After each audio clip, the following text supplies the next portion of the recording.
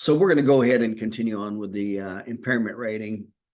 And we're going to actually go into specific impairment ratings. So remember, when we give impairment ratings, most of them, you will not find a specific number. In other words, you won't go to a page, you won't go to a table, and just there's your number. That's not what's going to happen in most of these cases.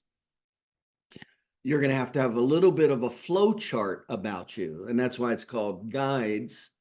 The AMA impairment guides, not rules. That's why.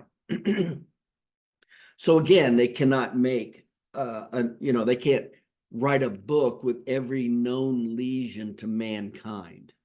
Okay. So again, it gets back to guides, and that's probably one of the first biggest concepts most doctors have a hard time getting, or not, I don't know if it's a hard time, but getting a grasp on, is that it's just not black and white most of the time. Okay. So let's go ahead. Well, we're going to go ahead and start with black and white, but then remember, you're going to use like a funnel.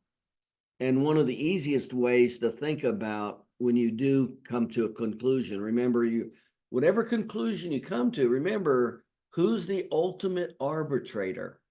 Well, you always want to make sure that whatever whatever impairment rating you give, that you can explain it to a jury and it makes sense to a jury. That's the ultimate arbitrator of whether, so there's no right or wrong. You can essentially do whatever you want because it is the doctor's opinion, but it's based on, a corollary of factors. And you can give something that maybe you can't justify that looks kind of stupid also. So you wouldn't want to do that. So obviously you're going to want to give an impairment rating that makes sense.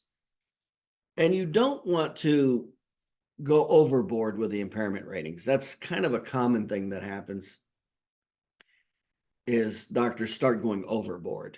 So you want to be you lose credibility when you do that. So what do I mean when I say overboard? Well, let's say you give a somewhat high impairment rating. Let's say you give a 25, 30, 35% whole body impairment rating, but you don't have the documentation to support it. Meaning you don't have, a good mechanism of injury. You don't have maybe the primary subjective or primary subjective findings or hybrid findings or secondary findings. So you don't have the other categories that are in line to support a 25% whole body person. See, that would just not be real smart. So you want to make sure that when you do give the impairment rating, that it correlates. So if I don't have a whole lot of other findings, remember we talked about the 7 minimum categories. So there's the mechanism of injury magnifiers. Now remember, injury magnifiers are not necessary. So you got the necessary ones are mechanism of injury, subjective findings, hybrid findings, and objective findings. And then you go, okay, how many primary findings do you have and how many secondary? So you wouldn't want a 25% impairment rating, and then you don't even have any hybrid findings. And maybe you have one subjective finding. See, that would be really bad. That'd be hard to justify.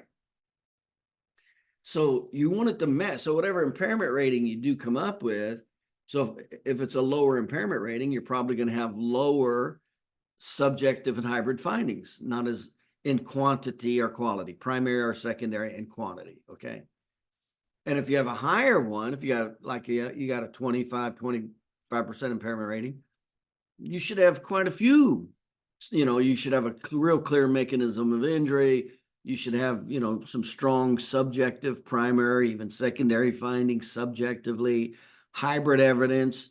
You should have probably multiple primary hybrid evidence or even secondary, say. And even if I gave a 30% impairment rating, I'm probably even going to want another category, not just one particular diagnostic category. I'm probably going to also want another objective category if I'm going to go that high with an impairment rating. So you want it to be equal. Don't just jack up the impairment rating and then you don't have much in the way of the documentation to support it. That just would not be real smart. And it would basically destroy your credibility. Now, remember, you get your credibility destroyed in a court of law. You're doing a deposition, especially a trial testimony with a jury. That's real bad news.